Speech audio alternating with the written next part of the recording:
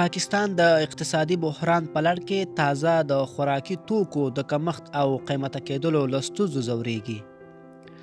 راپورونه ښایي چې دغه هیواد د اوړو او بورې له کمښت سره لاس او ګریوان دی.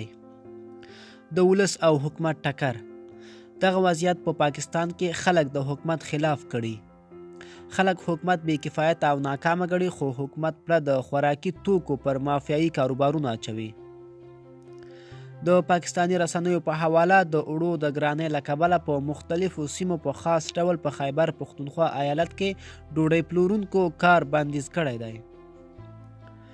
هغوی وایي اوړه ګران شوي، خو که ډوډۍ په ګران وپلوري جریمه کیږي.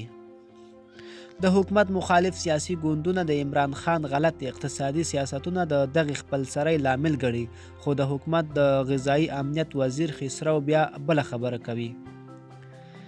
وای غنم او اوړه ځکه ګران شوي چې مافیایي ډله غنم نورو هیوادونو ته قاچاق کړي او پاکستان کې یې کمښت رامنځته کړی. بختیار د هغو ډلو خلاف چې دوی یې د خوراکي توکو مافیایي ګڼي د سختو اقداماتو د پیل خبر هم ورکوي. د جیو نیوز تلویزیون په حواله پاکستان کې د اوړو ترڅنګ د بورې کمښت او ګرانۍ هم رامنځته شوې ده. ویل شوي چې د بورې بیه له خپلې اصلي بیې څخه څو برابره لوړه شوې ده. پاکستاني چارواکو د بورې د قیمت لوړېدو په اړه ولس ته کوم ځواب نه دی ویلی. نور بحران احتمال. خلک او اقتصادي شنونکي خبرداری ورکوي چې که حکومت عاجل لاس په کار نشي، د خوراکي توکو بحران به نور هم زیات شي. د پاکستان د غذایي امنیت کمیټې په خپلو څېړنو کې ویلي چې په 2013 کې دغه هیواد 2 میلیونه ټونه غنم نورو هیوادونو ته صادر کړي. په یاد شوي کال کې د پاکستان غنمو ټول تولید 26 میلیونه ټونه ښودل شوی.